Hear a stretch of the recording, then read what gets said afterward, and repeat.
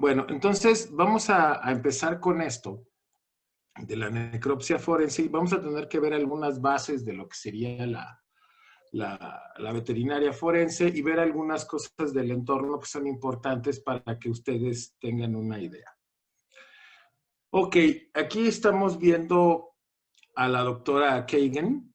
Ella trabaja en el Servicio Forense Nacional, está tomando una fotografía a un águila o a un ave silvestre, es de un laboratorio nacional forense para lo que sería fauna silvestre en los Estados Unidos de América. Entonces, tiene una carrera en medicina veterinaria y tiene un diplomado en el Colegio Americano de Patología Veterinaria. Ese es el escenario o parte de los escenarios que vamos a ver ahorita.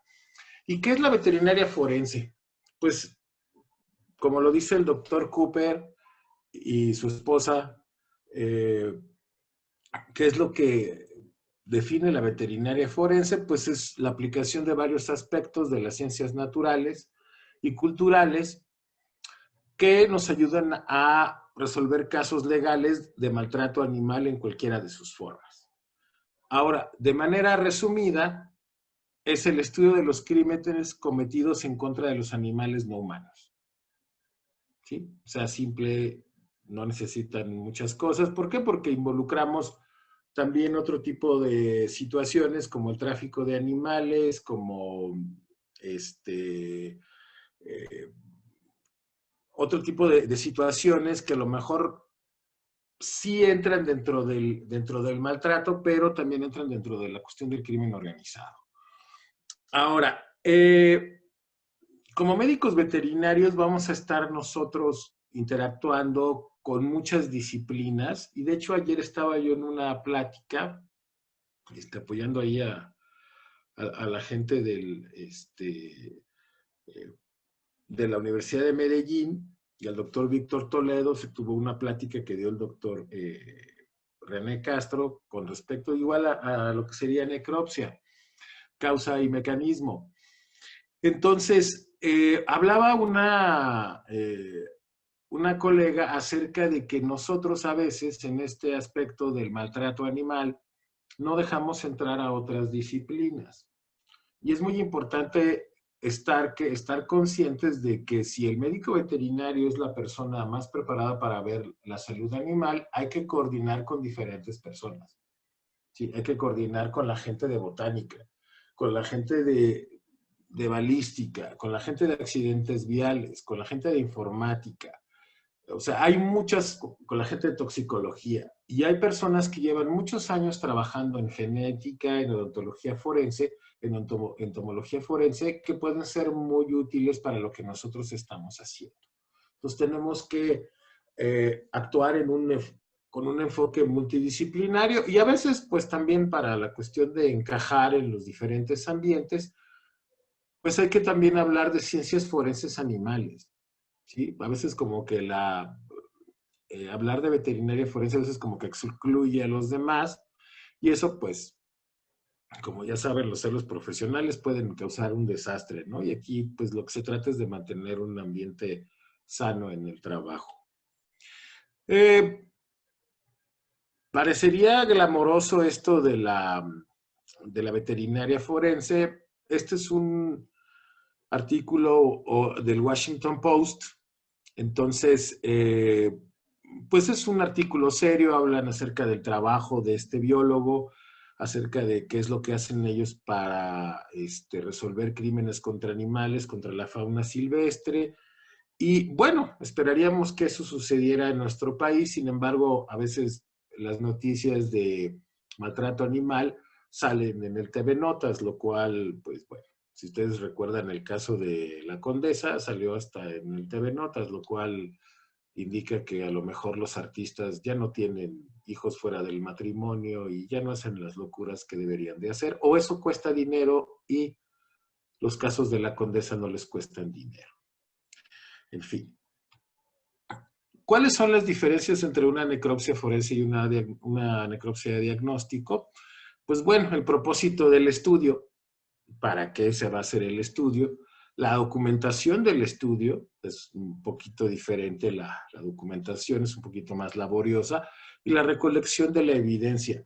Si bien la próxima plática nos van a dar una plática de toma y envío de muestras que es muy oportuna, que aunque se han dado muchas pláticas de toma y envío de muestras, muchas personas todavía insisten en poner las muestras en alcohol, ¿sí? Entre otras cosas. Entonces, la práctica de la doctora Elizabeth Morales es muy oportuna más tarde.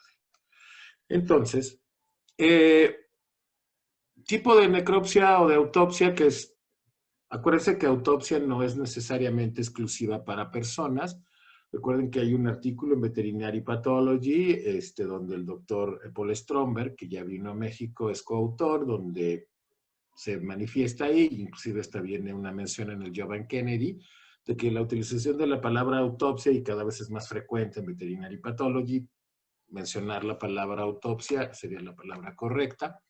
Ahí pueden leer todo eso, porque si no vamos a pasar aquí haciendo una disertación sobre esta situación. Y bueno, la reclamación de servicios veterinarios y el hospedaje es una razón de ser una autopsia. La reclamación de una compra de un animal valioso, animales asegurados, no siempre un patólogo hace los animales asegurados, tráfico de fauna silvestre, desastres naturales y accidentes viales, en dopaje, también es importante hacer eso. Y bueno, necesidad de la necropsia forense. Muchas de estas necesidades y todo salen de la literatura de Forensic Science. Y entonces, bueno, hay que tomar en cuenta que nos llevan muchísimos años haciendo esto. O sea, resolver problemas de personas nos llevan, por lo menos del tiempo que la ciencia ya se aceptó hace casi 200 años, llevan ellos haciendo la ciencia forense. Entonces, bueno, es mucha de la literatura que hay disponible. O sea, ya hay muchos journals de veterinaria, de ciencia forense para resolver crímenes contra personas. Y bueno, las razones son por violencia o sospecha de ser no natural, o de que haya circunstancias sospechosas, que haya una muerte inesperada o inexplicable de un infante o de una persona con buena salud. O sea, si, lo que es la muerte en infantes es todo un tema. Yo he visto personas que se pelean en los congresos de Forensic Science, nada más. O sea, yo me tocó cuando fui a Chicago ver esto y realmente pensaría uno que la gente en los congresos en Estados Unidos no se pelea, pero créanme que esto causa mucho escozor. Una persona en custodia, una persona que está en custodia de una agencia de seguridad, o sea, de la policía, esto debe de hacerse una autopsia. Enfermedades que sean de riesgo para salud pública, y bueno, creo que ya de eso hemos hablado durante todo pues toda esta pandemia. Personas que fallecen sin cuidados médicos también. Sí, entonces esa es la necesidad de hacer una necropsia forense. Requiere mucho papeleo, sí, mucho papeleo, así que van a tener que leer la historia, van a tener que revisar la averiguación previa. Me acuerdo cuando estaba yo en Querétaro y me quejaba de estas cosas, pero créanme, despegarse un poquito de la veterinaria o de la patología veterinaria y meterse y tener un orden de ISO 9001, tener acreditado un laboratorio ante la entidad mexicana de acreditación o tener pruebas acreditadas ante la Secretaría de Agricultura y Desarrollo Rural, sí sirve. Sí sirve, ¿por qué? Porque esto puede ayudar a la elaboración de los procedimientos, ¿sí? Asigna responsabilidades y esto ayuda a llevar orden en la documentación, ¿sí? De las evidencias que se van a convertir en pruebas de la fiscalía. Entonces, para aquellos que no son fanáticos de estas cosas, créanme que sí ayudan. Porque cuando uno llega, cuando estuve allá y de repente llegas a lugares donde no hay procedimientos, pues realmente es problemático. Y los procedimientos ayudan bastante. Ahora, ¿qué diferencias hay entre la ley y la ciencia? El auditorio está más relacionado con la parte de la ciencia, porque es obvio, pues que toda su formación académica como estudiantes, ahorita vi algunos correos de la UABC, de la UDG, o sea, que son estudiantes, muchos de Gmail, a lo mejor algunos son de posgrado, pues están de la parte de la ciencia. Y de las cuestiones de la ley, pues entre menos cerca estén del SAT o de algunas otras cosas legales, pues mejor, ¿no? Sin embargo, bueno, creo que este camino de la evidencia en cuanto a la ciencia, pues es entender el mundo natural. Sus evidencias son que en una química sanguínea, pues es el suero, el resultado que traiga ese perfil hepático, ese perfil renal, pues es parte de. Si tienen calibrados sus equipos, que eso hablamos en la diapositiva pasada, pues los mantienen esta parte de la ciencia. Y obviamente, ¿no? Si están evaluando un animal que va a ser utilizado para comprarlo, pues ustedes están dentro de la parte de la ciencia, ¿no? Y de la parte de la medicina que están estudiando. Y todo este mérito es juzgado por el proceso científico.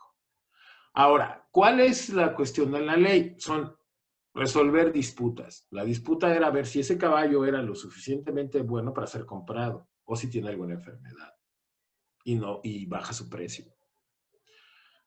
El mérito es juzgado por argumentos en competencia, ¿sí? Y la autoridad es la que va y la ley es la que verifica los hechos, ¿sí? Entonces, aquí hay algo que tienen que ver. Una vez que se empiezan a meter en las ciencias forenses, es algo que tienen que considerar. Y, bueno, otra situación que han estado manejando de un mundo, una salud, este es el enfoque forense o de la veterinaria forense y el sistema de una salud. La medicina veterinaria, con la odontología, con la medicina humana, la ciencia forense, las disciplinas de la ciencia forense, por ejemplo, la balística, una salud y la investigación y el análisis de la escena del crimen. Todo eso tiene que ver. Este es un esquema de la doctora Leslie Siemens, que publicó en un libro el año pasado, con el doctor Jason Bird de la Universidad de Florida, de Veterinary Forensic Medicine. Es muy recomendable. Yo, bueno, si fuera ustedes lo compraría, yo ya lo tengo. Aquí hay otro esquema también de la doctora Leslie Siemens, adaptado en castellano. Este es un esquema, yo ya he hecho también otros esquemas muy similares que vamos a ver. Aquí es para la investigación de la veterinaria forense, la denuncia del maltrato a la autoridad competente, el veterinario forense o el patólogo forense, ¿sí? La escena del crimen, que también puede ser la escena de los hechos o el sitio del suceso, donde hay que intervenir, la evaluación del paciente vivo y el tratamiento y la necropsia, porque a veces piensan que nada más se puede hacer esto en cadáveres. La recolección de evidencia también y la interfaz con otras disciplinas forenses. Ya vimos toxicología, ya vimos dactiloscopía, etc. Y obviamente, bueno, el análisis de la escena. También tenemos que ver que en los casos de maltrato animal hay este vínculo, hay esta conexión y hay este enlace. Hay una gran cantidad de información en este link de lo que sería el nationallinkcoalition.org. Vienen cantidades espeluznantes de artículos. Y una vez que ustedes ya se meten a PubMed o se meten a esos journals, va a haber una cantidad impresionante de artículos sobre maltrato infantil, sobre violencia intrafamiliar. Hay journals simplemente nada más de violencia, entonces es una cantidad brutal de información.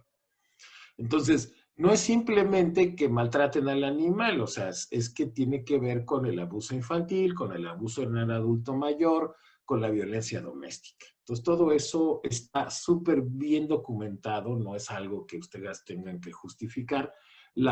Está bien avalado esto. Entonces, no les sorprenda que haya información de manera, pues, seria sobre estos temas. Ahora, antes de empezar con la necropsia forense, pregúntese lo siguiente. ¿Estoy preparado para hacerla? soy el personal capacitado para hacer esto. Tengo una certificación y en qué, tengo el material adecuado. ¿Sí? Si los participantes quieren poner algo en el chat, adelante. ¿Con quién estoy trabajando? O sea, ¿con quién voy, a quién le voy a entregar el resultado? ¿Sí? ¿Qué consecuencias legales tendrá mi reporte? ¿Emocionalmente estoy preparado para afrontar las presiones sociales y los hallazgos del estudio? Háganse esas preguntas.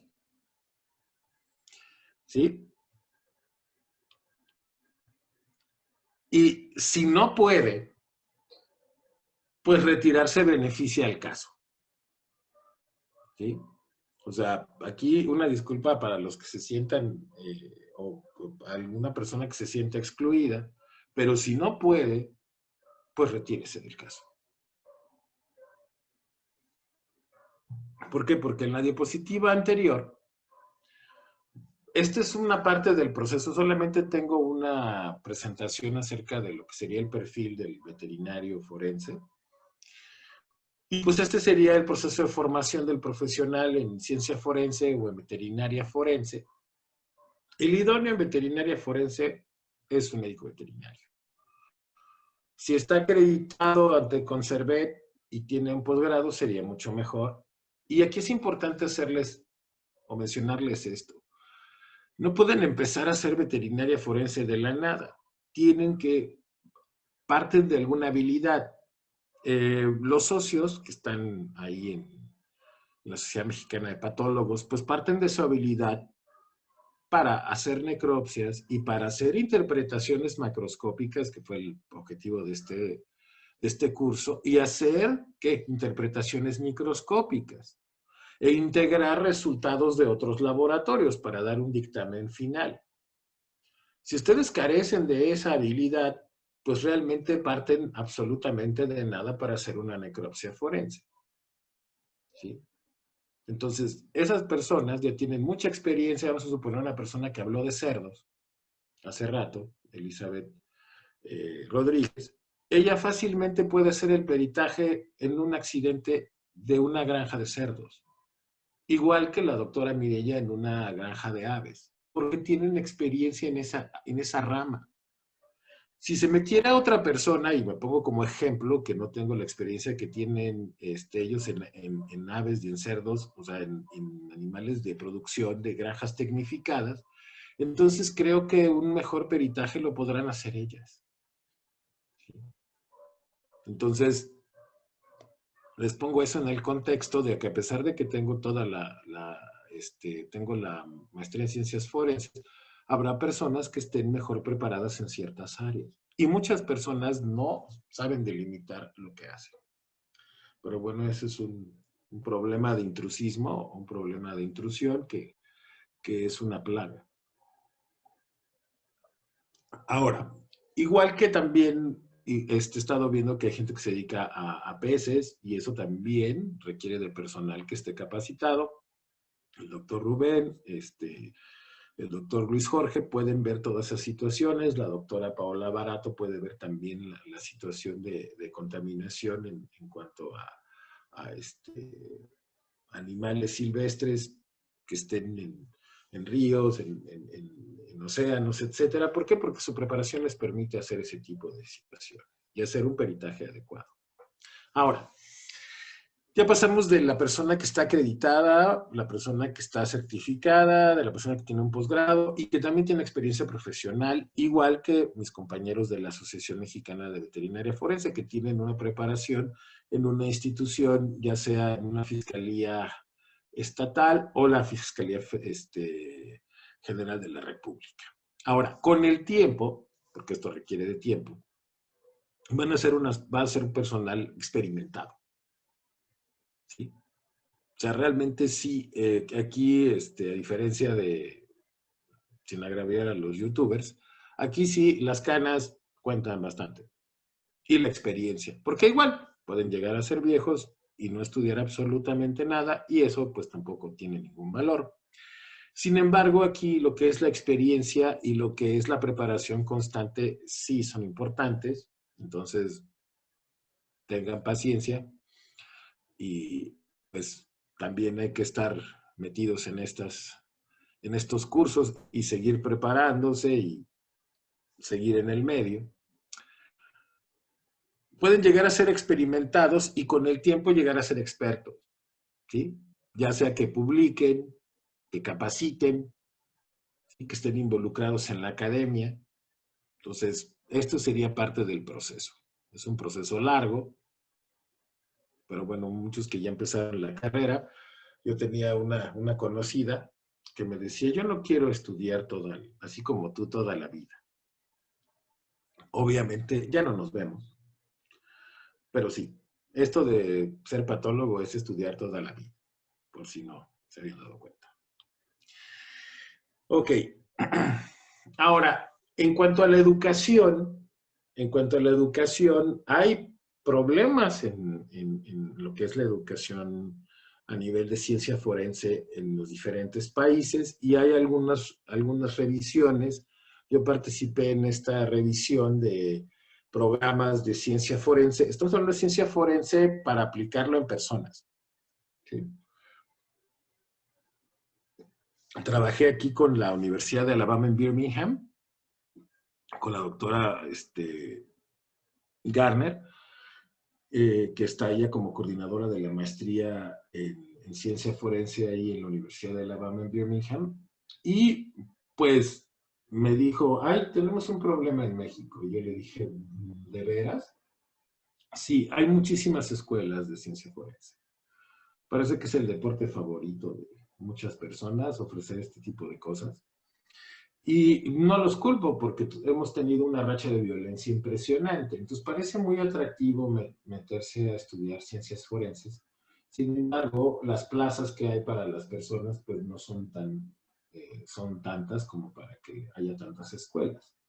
Sin embargo, me di la tarea de participar en esta revisión, en este Review de Forensic Science. ¿Para qué? Pues para revisar los programas que realmente sí tienen apoyo, porque muchos tienen lo que es el registro por parte de la SEP, pero solo pocos tienen lo que es un aval de posgrados de calidad. Están en programas de posgrados de calidad del CONACYT. Son realmente pocos los programas que tienen un objetivo y que aparecen en las listas del CONACYT. Algunos programas aparecen en las listas de CONACYT y están tratando de consolidarse, otros están consolidados.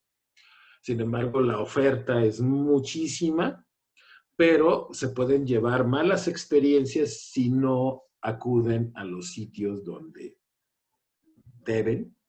Entonces yo les sugiero que revisen bien, inclusive hay una oferta, también últimamente han empezado a ofertar algunos cursos de veterinaria forense. Sin embargo, no pasan por el filtro de una asociación de veterinaria forense, no pasan por un filtro de un consejo técnico universitario y solamente son con el fin de sacar dinero. Entonces, a diferencia de este curso, pasó por la mesa directiva de la Sociedad Mexicana de Patólogos. Hay interés por parte de la Fundación Davis Thompson. Se ve la seriedad con la que de la gente que está trabajando en Acuapat y también de la Sociedad Mexicana de Patólogos Veterinarios, y eso le da un aval a los cursos. Pero si alguna vez ustedes han escuchado de ciertos sitios en la Ciudad de México donde dan ciencia forense, pues realmente dejan mucho que desear porque simplemente es para sacar dinero. Entonces tengan mucho cuidado a quién se acercan y a quién le dan, pues sí, a quién le dan su dinero. Aquí tenemos, el artículo anterior es una serie derivada de este porque son programas de educativos en los Estados Unidos de América y realmente son pocas las universidades que tienen el doctorado en ciencia forense como tal y hay muchas más que tienen la maestría. Normalmente la maestría te habilita para trabajar ya sea en el Departamento de Policía Estatal o el Departamento de Policía de la ciudad. En este caso, por ejemplo, me tocó ir al laboratorio de ciencia forense estatal de de Alabama, y también fui al de la ciudad de Birmingham, y obviamente pues tienen unas diferencias presupuestales enormes. Sin embargo, tenían pues equipos interesantes en ambos sitios. En ambos sitios tenían, por ejemplo, de balística, en la ciudad sí tenían una cámara como la que hemos visto en las series de televisión, para probar las ojivas o para probar las armas de fuego, y en cambio en la estatal pues tenían ahí una cámara hechiza, ¿sí? Sin embargo, todo lo que era el equipo para ver en 3D las ojivas en la parte estatal era impresionante. Entonces, bueno, aquí están disponibles estos dos por si quieren investigar más sobre carreras en ciencia forense. Este de aquí menciona algunas escuelas en México sobre ciencia forense. Y bueno, parte de lo que es ciencia forense, este es un diagrama que es adaptado de Veterinary Pathology, lo puso Touro y Fit. Sin embargo, es adaptado de Forensic Science, es un libro que ya tiene varias ediciones en CRC, es un libro que estudié yo durante la maestría. El primer editor fue el doctor Norvay, que participó en los acontecimientos del 11 de septiembre. Hicieron muchas autopsias de personas, tantas que tuvieron que pedirle ayuda a Nueva Jersey, porque eran muchas, no estaban preparados los servicios de médicos forenses para tantos muertos. Entonces, bueno, aquí el enlace, este diagrama de enlace es de la víctima, la evidencia, todos están entrelazados. Y esto tiene que ver con lo que sería el triángulo de Lockhart. Siempre la víctima va a dejar algo en el sitio del suceso o en la escena del crimen. Siempre el sospechoso va a dejar algo en la víctima y en el sitio del suceso.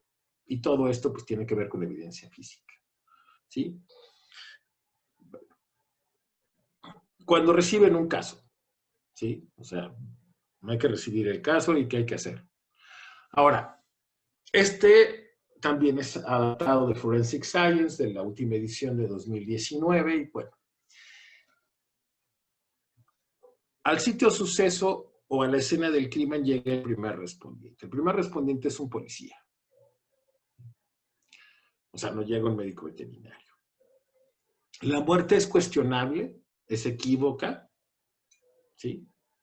El investigador decide qué tipo de respuesta en el contexto. No es necesaria más investigación, si es necesaria más investigación. ¿Sí? Eso lo va a decidir ya sea alguien alguien superior y alguien con más preparación que el primer respondiente. ¿Sí? En este caso ya sería un detective, ya sería una persona con mucho más rango que él y con mucha más preparación. Y él va a decidir si no es necesaria más investigación. Ahora, si él quiere saber la causa, la manera y el mecanismo de la muerte, pues necesita pedir la autopsia. También obviamente va a necesitar otras pruebas complementarias, rayos X, tomografía, histopatología, toxicología, ¿sí? Más revisión de evidencia física y hacer la investigación de campo. Entonces, esto sería parte del flujo de una investigación de la muerte. Y obviamente que parte de la recepción del caso pues tiene que ser porque hubo una denuncia del Ministerio Público. Muchas de las veces van a recibir llamadas los que ya son patólogos y los que van a hacer pues van a escuchar este tipo de situaciones, pero lo ideal es que haya una denuncia al Ministerio Público. El Ministerio Público puede él asignar al perito, en este caso, al perito patólogo. Algunas de las ocasiones no es un patólogo certificado y es cuando es un desastre. El Ministerio Público genera una solicitud de peritaje, ya sea una agencia pública, en este caso, por ejemplo, en la Ciudad de México está la Agencia de Atención Animal, que depende de lo que sería la parte de ecología. Aquí en Juárez van directamente a lo que sería el centro de rescate. En la ciudad de Chihuahua parece que no hay este enlace y lo ve directamente una licenciada en Derecho a nivel particular por interés de ella, ¿no? Y ya contacta a un perito, en este caso el perito es conocido de nosotros, el doctor René, pero sí, a pesar de que es el mismo estado, hay algunas diferencias, ¿no? En cuanto a esto, porque en muchas de las ocasiones, pues también esto de la veterinaria forense, pues se está implementando en los diferentes estados. Se firma el documento de recibido, que sería lo mejor. Se tiene que guardar eso en un sitio específico. Si es que es una institución de educación o si tiene un servicio de necropsias, que esto se guarde en un lugar específico, los formatos se guarden ahí. Lo ideal es tener acceso a la investigación previa, todo, porque son documentos más o menos voluminosos, y revisar todo lo de la investigación o parte de la investigación, y una vez que pasó eso, pues empezar la necropsia. Aquí les doy un ejemplo de una exposición de un caso que tuvimos en la Asociación Mexicana de Veterinaria Forense. Pudo haber o no habido necropsias, pero más o menos es una historia pues, que involucra parte de maltrato animal. Parece que una persona que es policía entrena perros de esta raza, pastor belga, reportan que hay perros con gastroenteritis hemorrágica, caquexia en la escena del crimen o en el sitio del suceso. Los vecinos le avientan comida, le ofrecen agua. Al momento de arribar a la escena, pues se dan cuenta de que hay evidencia de canibalismo, que perros adultos comen cachorros. Hay cateo y ya no encuentran animales. En días posteriores, es reincidente. Se tiene una localización, había que hacer una localización del sitio del suceso para que alguno de los compañeros que tiene relación con alguna de las fiscalías, pues le diera algún trámite a esta situación. Y bueno, la persona esta no atendía citatorios y no hay visitas de seguimiento. Pues es una situación que puede llegar a pasar. Ahora, ¿qué aportaciones le dimos nosotros en la asociación una vez que discutimos? Pues se les puso una tipología, hay mala crianza, hay negligencia, hay entrenamiento inadecuado, eso es aplicar una tipología del maltrato. ¿Qué tipo de maltrato es? La situación jurídica, tenemos gente que en la asociación que sabe de situaciones de legislación, Código Penal del Estado de México, menciona que no ponen como tal la integridad del animal, el Código para Biodiversidad del Estado de México, son cosas que se deben revisar en este caso. La aportación sería elaborar un oficio por medio de la asociación y exponer el caso a las autoridades competentes del Estado de México. Eso fue lo que se aportó. Y obviamente se contactó en este caso, a gente que está relacionada o que está en el Estado de México. Ese es uno de los ejemplos de que puede pasar. Ahora, el material de necropsias pues no es muy diferente al que utilizan normalmente en una necropsia, ¿no? Costotomo, cuchillos, pinzas con dientes de ratón, tijeras curvas, tijeras rectas, contenedores con formol. Ese fue el material que utilicé ahí en la maestría. Lo tuve que dejar todo. Entonces, porque ya no cabían las maletas. Y eso es muy importante. ¿Qué cámara usar? Esta cámara es la cámara de la universidad. A mí me tocó comprarla. Y como saben, siempre que hay que comprar algo en las universidades, siempre le avisan uno al cuarto para que ya se va a cerrar la compra. Y resulta que, pues sí es una muy buena cámara, es una cámara de un costo más o menos alto, vale como unos 60,000 pesos. Tiene muy buena definición, tiene un lente muy grande, ahí ven lo que sería la pila de esta cámara y bueno, una memoria, ¿no? Es lo mínimo que deben de utilizar. Esta le sirve para la necropsia, sí le sirve. Esta ya es la cámara de mi propiedad, es una cámara no tan robusta, sin embargo, para lo que yo pretendo, pues sí me funciona. ¿Por qué? Porque se le puede adaptar aquí, tiene, a pesar de que tiene un flash, se le puede adaptar, tiene una zapata para poder ponerle otro flash de la misma marca o de alguna otra marca y aumentar la fuente de luz. Se pueden tomar videos, es una cámara para youtuber, es más fácil de manejar, ¿sí? Y tiene toda la definición que a mí, que yo requiero, ¿no? Recomiendan llevar siempre 2 pilas ya cargadas, llevar memorias suficientes, 2, llevar una memoria completamente vacía, ¿sí? O sea, llevar memorias completamente vacías porque van a empezar a tomar fotos de un caso, eso es bien importante para poder documentarlo y cerciórense de que realmente las esté guardando, ¿sí? Y obviamente, pues, hay muchas cosas de qué hablar sobre fotografía forense y yo ponía en la otra diapositiva, que cuando se recibía el caso, se debería poder tomar una radiografía de todo el cadáver. No, se debe de tomar. Se toma una radiografía de todo el cadáver. ¿Cuál es la idea de esto? La idea de esto, creo que aparece mi gato en el fondo, que no debería. La idea de esto es revisar si no tiene una fractura desde que está ahí en la bolsa. La otra situación, aparte de eso, es que encontrar algún objeto de tipo metálico dentro del animal. Sí, pero lo más importante es ver algún otro objeto extraño, pero sí, se debe de tomar.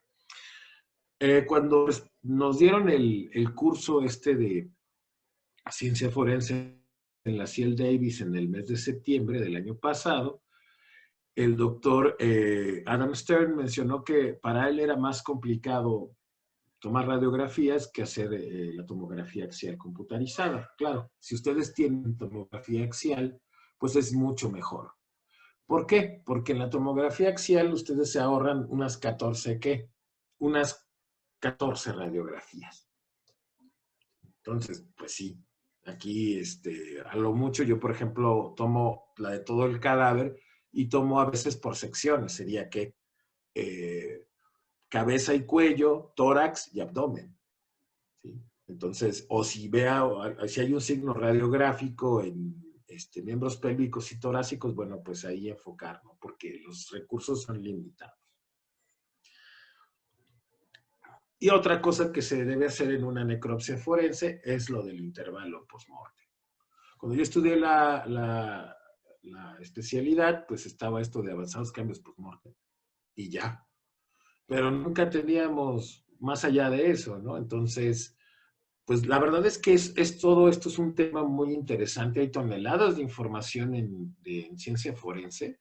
Se hacen toneladas de artículos en Forensic Science International y en algunas otras revistas de ciencia forense. Entonces, determinar el intervalo es algo muy interesante y son intervalos aproximados. No murió ayer a las 4. ¿Sí? Eso déjenselo a los programas de televisión pues, de La Ley y el Orden y de CSI. Eso es una ficción, es aproximado. Lo mencionan los libros de veterinaria forense, lo mencionan también los libros de ciencia forense, los de patología forense. Determinar también en el curso que nos dio el doctor Jason Brooks, nos mencionó que es aproximado el intervalo post-mortem. Ahora vamos a ver algunos ejemplos de intervalo. Este es un esquema adaptado, o es pues un esquema adaptado de el libro de Veterinary Forensic Pathology. Este es el capítulo que escribe el doctor Jason Brooks. Y bueno, en tiempos de 0 a 72 horas, pues es lo que él maneja como, pues, lividez y lividez fija en 72 horas, en cuanto al rigor temprano, el rigor completo y el término del rigor en 48 horas, y en cuanto a la coloración verdosa, la timpanización y el desprendimiento del pelo y la piel. Eso en la zona en donde él trabaja, ¿sí? Porque él trabaja en Penn State, ¿sí? O sea, él trabaja en Pensilvania. ¿Sí? Y aquí en Juárez es diferente. Y en Ciudad de México es diferente. Entonces, esto es algo aproximado y habrá que adaptar. De hecho, estoy trabajando con una persona que hace, con un investigador que hace rehidratación aquí en Ciudad Juárez, y estamos trabajando sobre intervalo post-mortem en un animal, y ya en un tiempo, en el mediano plazo, les daremos resultados sobre ese trabajo. Ahora, lo que maneja el doctor Jason Brooks aquí es el estadio 1 o la etapa 1, que es fresco. Fresco es igual a qué?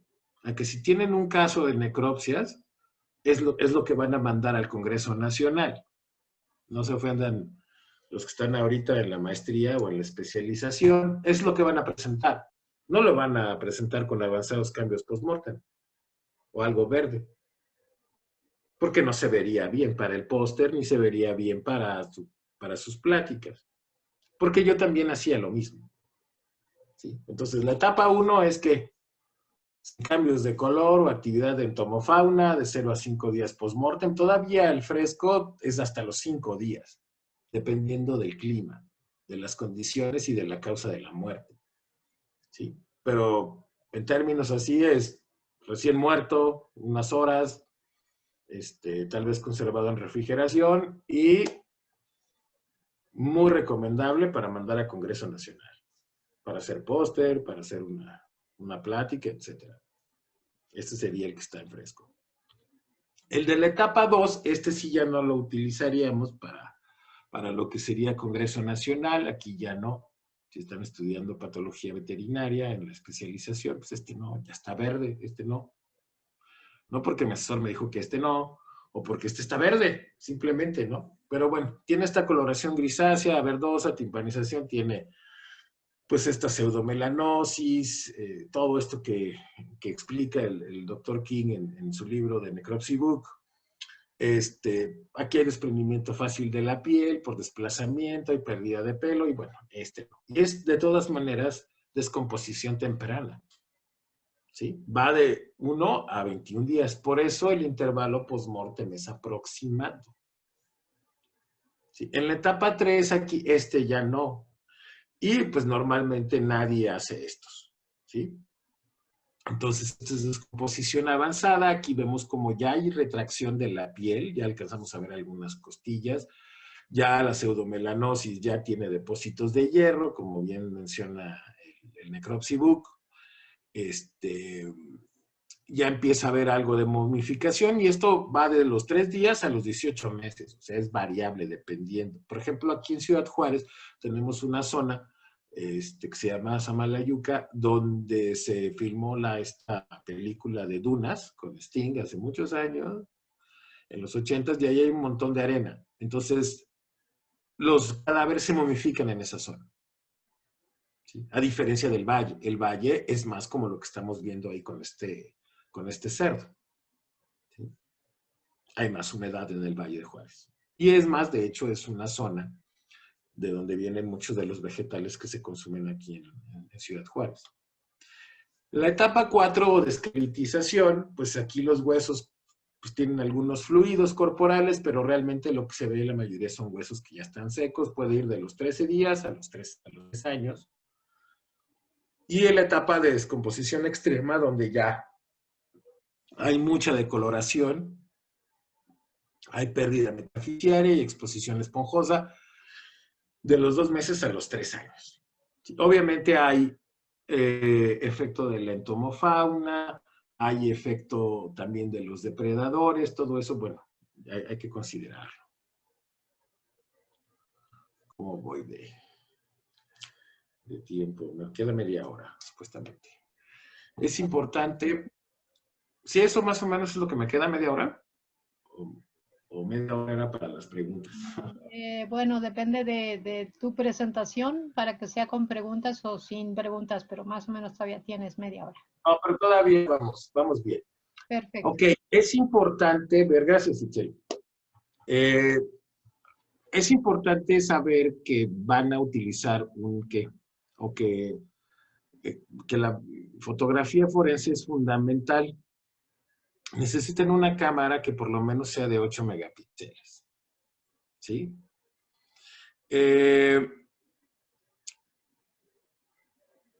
Dice aquí, la opinión del patólogo debe permanecer imparcial, que las fotografías sean una clara representación de lo que se observa. ¿Sí? Conocer lo básico de fotografía forense.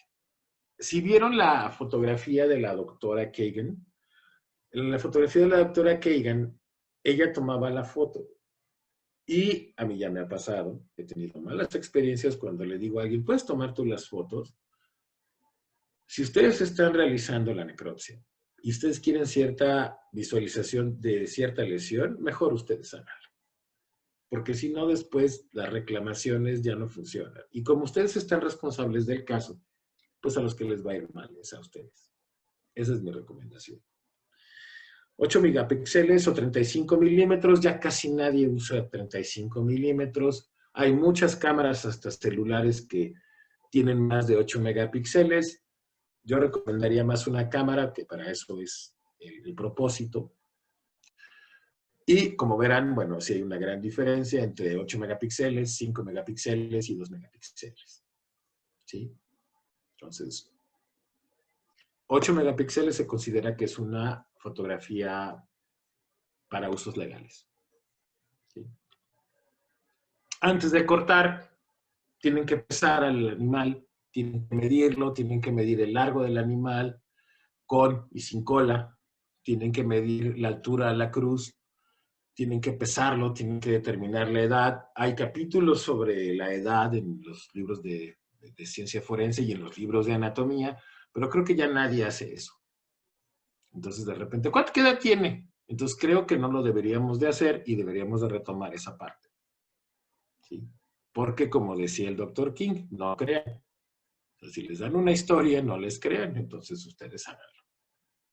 Ahora, determinar la edad, la condición corporal y recolectar evidencias externas. Utilizar con lo que es la escala de condición corporal, con base de 1 a 5, de 1 a 9. La más aceptada es la de 1 a 9, que es la del WhatsApp. Ver si hay presencia de ectoparásitos, presencia de lesiones externas, como quemaduras, laceraciones, hematomas, fracturas expuestas. Si hay una intervención quirúrgica, si hay material quirúrgico, si hay presencia de restos de algún tóxico, porque algunos animales llegan a vomitar algunos tóxicos en algunos países del mundo, que son insecticidas o que se utilizan para algunas otras cosas, llegan a tener alguna tinción de color azul o verdosa, y esto ayuda mucho al tratamiento de los animales, ¿sí? Y por ley tienen que utilizarlo. Y como yo les comentaba, la condición corporal, con base en el WhatsApp, igual cuando yo estudiaba era de que buen estado de carne. Y pues no empezaron los del WhatsApp. Resulta que con lo de la condición corporal empezaron más bien en bovinos, por aquello de los síndromes metabólicos que tienen, de la vaca gorda, etcétera. Entonces yo la primera vez que escuché condición corporal dije, creo que eso sería bueno usarlo, en vez de buen estado de carnes. Entonces creo que esto es muy... Y hay que darle pues el crédito a los de bovino, que ellos empezaron con esto de la condición corporal. Actualmente hay scores de condición corporal también en equinos y en fauna silvestre. Entonces, bueno, utilícenlas. Tengan ahí una tabla en la sala de necropsia, sería bueno. ¿Sí? Entonces, que tenga que su reporte traiga intervalo post-mortem aproximado y condición corporal sería muy adecuado. Revisar tejido subcutáneo, ver si no tiene algún tipo de lesión también, ver de qué color es, la cantidad, etcétera. ¿Sí? Si hay algún tipo de lesión de arma de fuego, de punzocortante, también sería bueno revisar. Y nada más es uno de los ejemplos de lesiones por arma de fuego, si no, no vamos a terminar. Y bueno, aquí la situación... En lesiones por arma de fuego es importante conocer el arma, conocer el proyectil, conocer parte de la trayectoria y los efectos. Aquí fue algo que grabé. A ver si aquí no. Sin llegar a ser un experto en armas de fuego, lo primero es conocer cómo son ellas. Y me oigo en dos planos. Aquí está el interior de una pistola, en el cual nos está ejemplificando las diferentes partes, donde se encuentra el abastecedor o el magazine, el cual tiene un resorte, el cual va desplazando en la parte superior lo que serían los cartuchos o las balas, que una vez que se encuentren a la altura del cañón, son desplazadas por lo que sería también el percutor. El percutor va a golpear en la parte posterior a lo que sería el cartucho, iniciando lo que sería la ignición de la bala. Y bueno, aquí diferentes componentes de lo que sería otros esquemas de lo que sería un cartucho de escopeta, donde está formado por lo que sería una cubeta, que sería la parte plástica que recubre lo que serían los perdigones. Bueno, no se olviden que estos indicios balísticos requieren de una cadena de custodia, de un peritaje y de un dictamen. Bueno, hay metodología propuesta para el estudio de lesiones por arma de fuego en animales vivos. Ahora, aquí la idea, o la idea de esta situación, porque esto parece que va a seguir así, aquí la idea de, no espero yo que se conviertan ustedes en expertos en qué, en armas de fuego, pero sí necesitan revisar algunas situaciones de estas armas. O sea, necesitan saber lo mínimo o lo básico, o sea, lo mismo que estaba yo explicando ahí en ese audio, y de alguna manera saber en qué contexto están, ¿sí? Entonces, les pongo un ejemplo rápido. ¿Qué tipos de armas están disponibles en el sitio en donde vive? Si el animal es un animal silvestre, pues hay que estar pensando en que van a utilizar una escopeta. Si están en un sitio como en el que vivo yo, pues tal vez otro tipo de ojivas sean las que estén involucradas de otro tipo de armas. Entonces he tenido animales que han sido lesionados con perdigones. Es algo que es común utilizar. En El Paso, Texas, venden botes enormes de perdigones de diferentes formas y eso no es ilegal.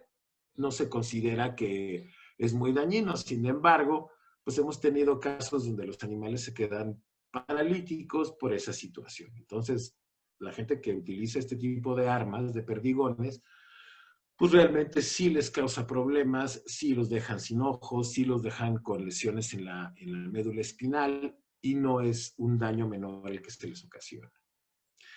Otra cosa que, bueno, pues creo que a todo el mundo nos da pena decir es que pues hay mucho tráfico de armas ilegales y pues de repente, pues ¿qué hay disponible aquí? Pues 9 milímetros, cuernos de chivo, o sea, AK-47, todo ese tipo de cosas hay que estar conscientes de que podrían ser ojivas que se utilizan para poder ¿qué? Lastimar a los animales. Ahora, dentro de la metodología o de metodologías para poder llegar a hacer un diagnóstico, deben de tener un plan.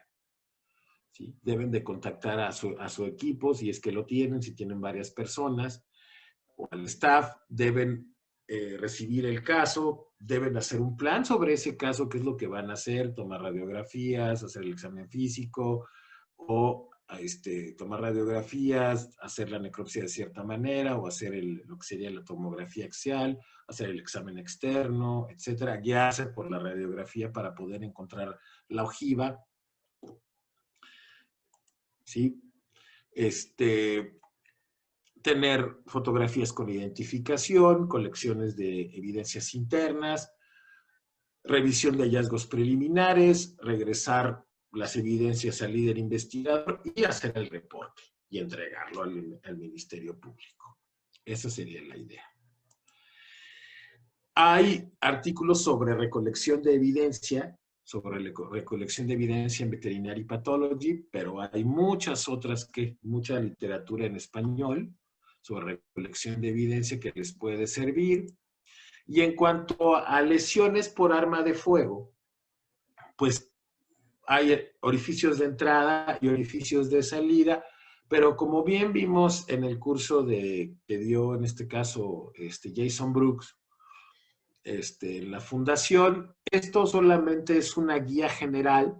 Bien, este es un artículo de Veterinary Pathology, en donde supuestamente la herida de entrada es mucho más simétrica que la herida de salida. La herida de entrada es mucho más pequeña, los bordes son regulares, hay un tatuaje, y en el caso de la herida de salida no, y es mucho más irregular. Sin embargo, acuérdense de una cosa, o bueno, tienen que estar conscientes de una cosa. Muchas de las veces las ojivas, una vez que se hizo el disparo, pueden tener trayectorias pues no muy convencionales, y que la bala o que la ojiva entre de lado, entonces parecer un agujero de salida o un orificio de salida. Y eso lo mencionó el doctor Jason Brooks, hizo varias pruebas, estaba utilizando ahí un melón, lo cual se me hizo muy, muy interesante. Este artículo de Veterinary Pathology tiene disparos en cadáveres. Sí, esa es otra manera de poder hacerlo. Obviamente no hay reacciones vitales. Aquí tenemos una herida de entrada y una herida de salida. Faltan algunas cosas en esto. Aquí tenemos otra herida de entrada.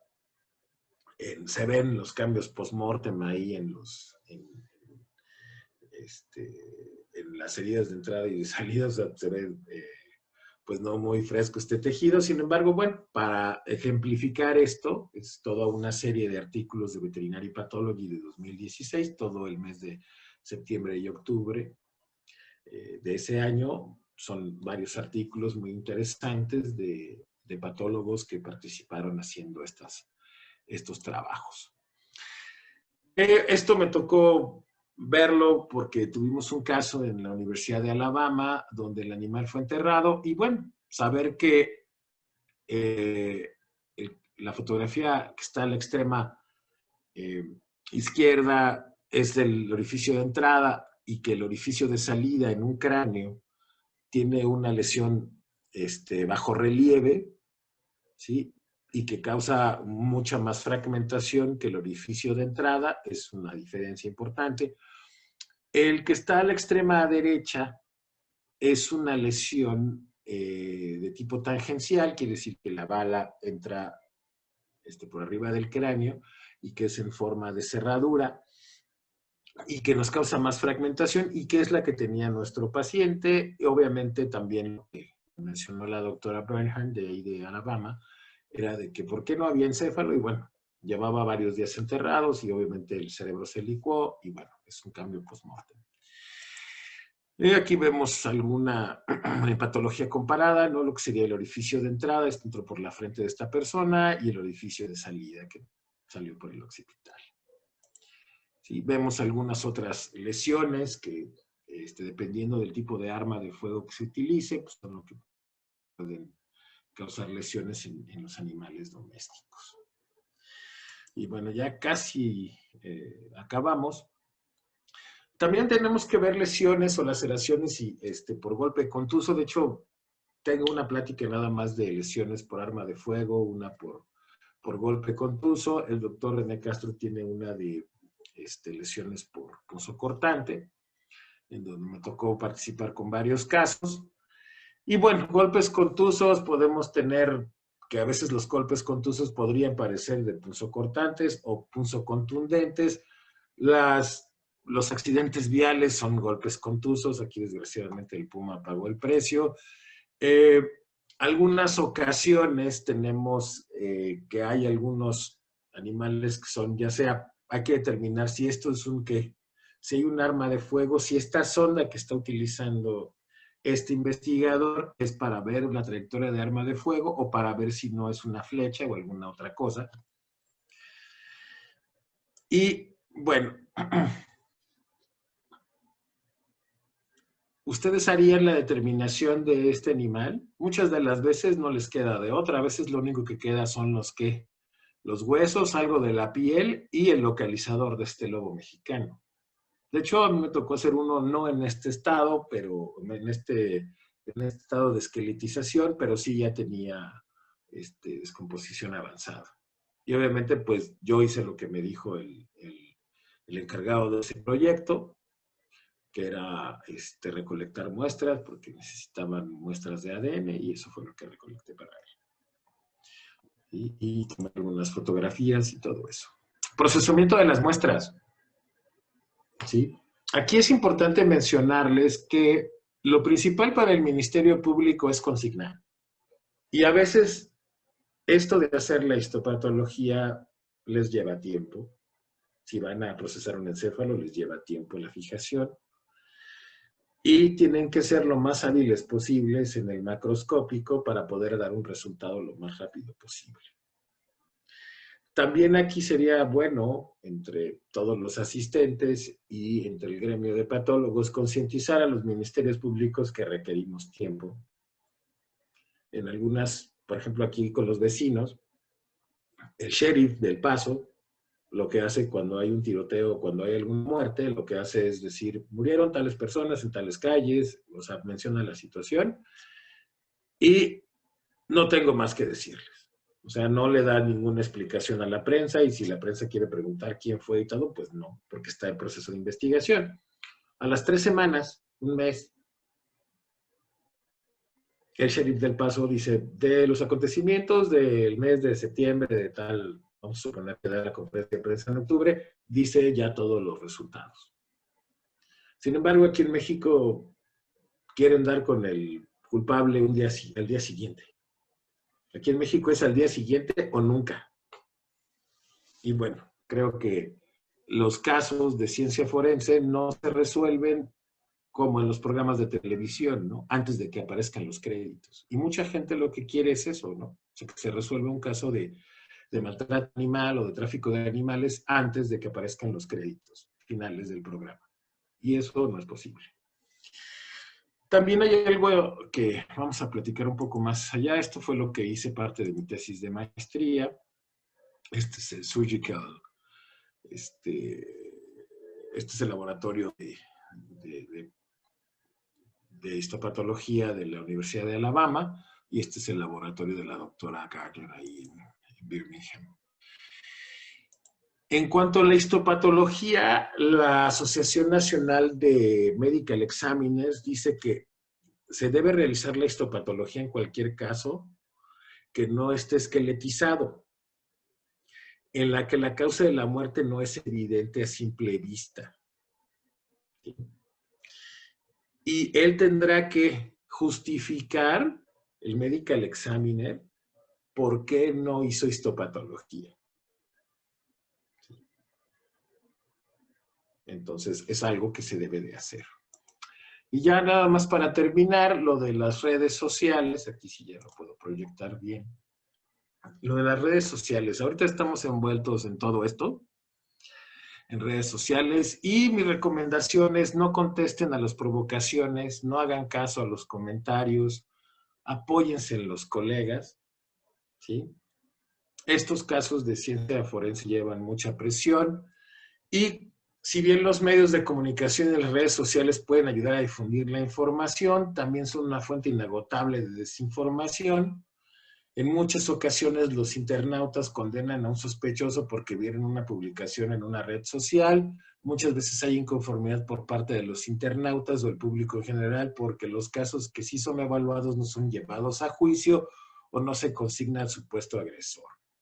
Entonces tengan mucho cuidado con estas situaciones. Hay que evitar este tipo de casos, o sea, donde el caso es mediático nada más. ¿Por qué? Porque finalmente no hay alguna consecuencia para el agresor. Simplemente fue que a lo mejor sí empezó una denuncia, a lo mejor sí estuvo un tiempo encarcelado, probablemente haya existido una visita al sitio del suceso. Sin embargo, aquí los medios de comunicación tradicionales y lo que serían las redes sociales, pues ya lo condenaron. Sin embargo, no hay un estudio formal y pues esto no es lo adecuado. Lo adecuado sería que existiera una denuncia, que existiera una visita al sitio de intervención. Esto es lo que sí hacemos en patología, que es un peritaje en laboratorio, la elaboración del dictamen, ¿sí? Después lo que seguiría una vez que nosotros entregamos nuestro dictamen es un juicio oral y la sentencia, ¿sí? ¿Qué es lo que no hacemos nosotros? Lo que nosotros no hacemos es dar un juicio oral. O sea, nosotros no dictamos sentencia. Por eso es muy importante tener cuidado con los comentarios.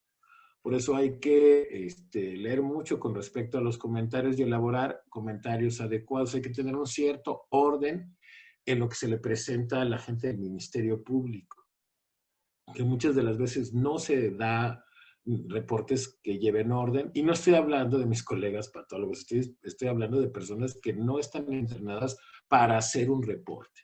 El reporte que ustedes hacen en la licenciatura para su clase de patología general o de patología sistémica no tiene nada que ver con lo que hace un patólogo certificado, pero no se parece en nada. O sea, ustedes dicen, pues escribe lo que viste ahí de tu perro en la sala de necropsias allá en la UNAM y ya. No se parece en nada, ¿sí? Entonces, aguas con eso. Muerte cuestionable, dice ahí, es aquella en la que las circunstancias y las causas no son claras o obvias y que requieren investigación adicional, ¿no? Entonces, es importante tomar en cuenta eso. Retención de restos y cremación. No tenemos las mismas instalaciones que los servicios médicos forenses, inclusive en instituciones de primer mundo.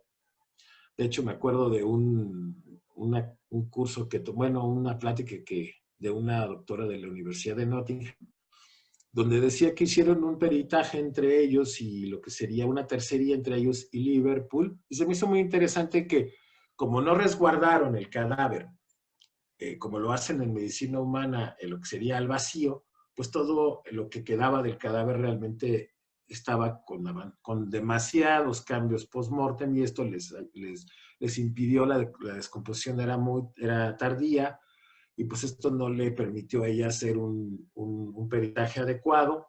Sin embargo, bueno, la revisión de la minilla y todo eso llegaron a tener una concordancia, pues muy significativa y bueno, tienen derecho a una segunda opinión forense y bueno, creo que es algo importante de mencionar que ya se está haciendo en otros países como en el Reino Unido. Sin embargo, todavía esto no tenemos algunos rezagos y bueno, si hay rezagos con las personas, pues también aquí, ¿no? Este es de los primeros capítulos que hay en castellano. No es una traducción, es un manual de criminalística y criminología, el capítulo 21, en donde soy coautor, es un capítulo de veterinaria forense, es algo con el doctor Víctor Toledo, con el doctor Servio de Brasil, también con la doctora Tabitha Wiener, que estuvo en el curso de ciencia forense de veterinaria forense de la Fundación Davis Thompson.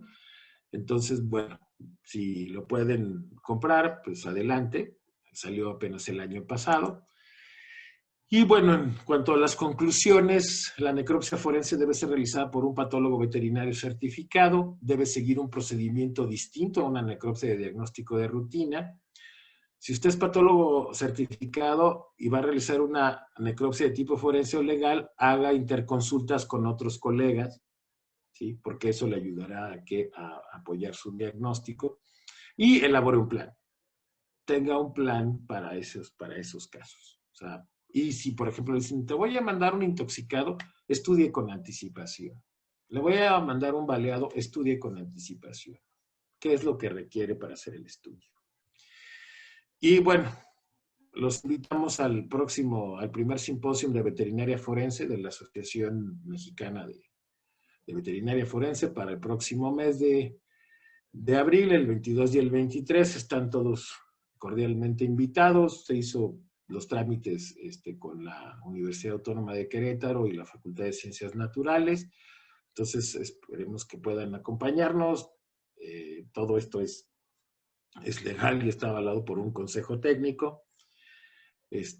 La Asociación Mexicana de Veterinaria Forense está formado por veterinarios forenses de diferentes dependencias, fiscalías generales del estado de Puebla, del estado de Michoacán, tenemos gente de la UABC, tenemos gente de la Salle Bajío, tenemos gente de la Fiscalía General de la República, tenemos gente que está en la Procuraduría de Protección al Ambiente del Estado de México, tenemos gente que está trabajando en la Fiscalía de la Ciudad de México también. Entonces, pues esperemos que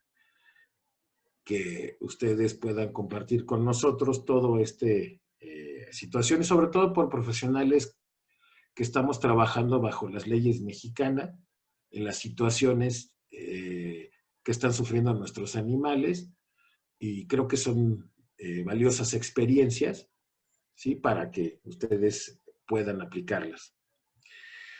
Y bueno, tenemos esta página de Facebook de la Asociación Mexicana Veterinaria Forense, y pues les agradezco la atención. Espero que... también tenemos un meeting a nivel internacional en el mes de junio con todos estos ponentes. Sí, creo que va a ser un evento muy interesante. Si ustedes quieren revisar, está la página de Forensic Virtual Meeting. Ahí se pueden enterar de todas estas situaciones, y espero que nos puedan acompañar en el mes de junio. Es un evento imperdible. Tenemos ponentes de diferentes países, de Estados Unidos, de Reino Unido, de Asia, de África, de Sudamérica, y espero que estén ustedes interesados en aprender de veterinaria forense.